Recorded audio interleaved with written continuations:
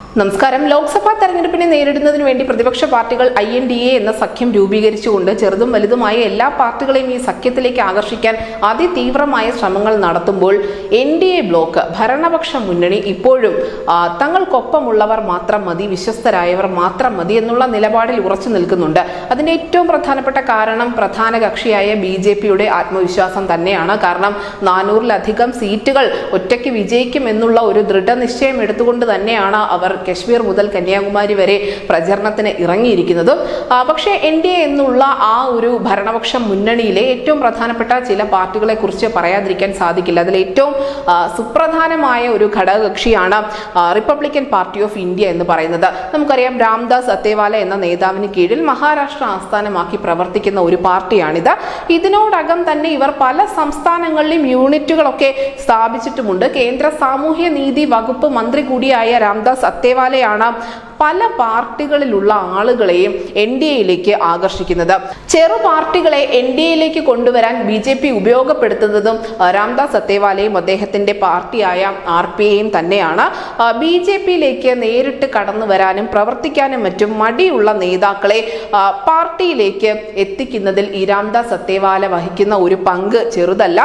കാരണം പല നേതാക്കളും ആദ്യം ചെറിയ നേതാക്കൾ എത്തുന്നു, അതിന് പിന്നാലെ വലിയ നേതാക്കൾ പാർട്ടിയുടെ ഭാഗമാവുന്നു എന്നത് നമ്മൾ ദിവസവും കാണുന്ന വാർത്തകളാണ്. പല സംസ്ഥാനങ്ങളിലുമുള്ള പല നേതാക്കളും, ഏറ്റവും പ്രധാനപ്പെട്ട കോൺഗ്രസിന്റെയും ആം ആദ്മി പാർട്ടിയുടെയും ഉൾപ്പെടെയുള്ള നേതാക്കൾ BJPയിലേക്ക് എല്ലാ ദിവസവും ചേരുന്നതിന്റെ ചെറുതും വലുതുമായ വാർത്തകളൊക്കെ കാണാറുമുണ്ട്.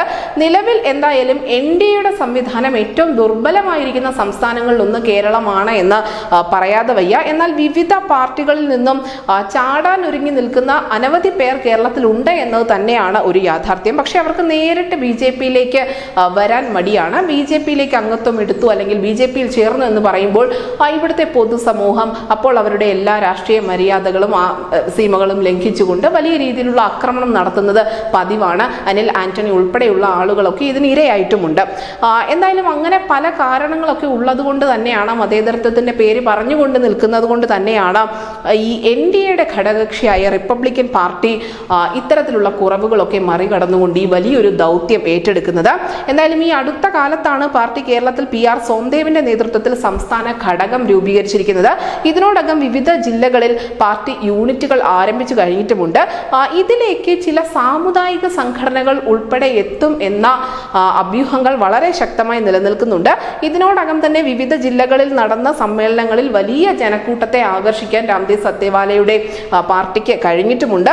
അതുകൊണ്ട് തന്നെ RPA സംസ്ഥാനത്തിന് വലിയ പ്രതീക്ഷ നൽകുന്നുണ്ട്. അങ്ങനെ RPAയുടെ ഭാഗമായിക്കൊണ്ട് വിവിധ നേതാക്കളും സാമുദായിക സംഘടനകളും NDA പക്ഷത്തേക്ക് വരുമ്പോൾ നേട്ടം കൊയ്യുക തീർച്ചയായും BJP തന്നെയായിരിക്കും. അതിനുള്ള ഒരു കളം തന്നെയാണ് അവരിപ്പോൾ കേരളത്തിലും ഒരുക്കിക്കൊണ്ടിരിക്കുന്നത്. News desk news India Malayalam.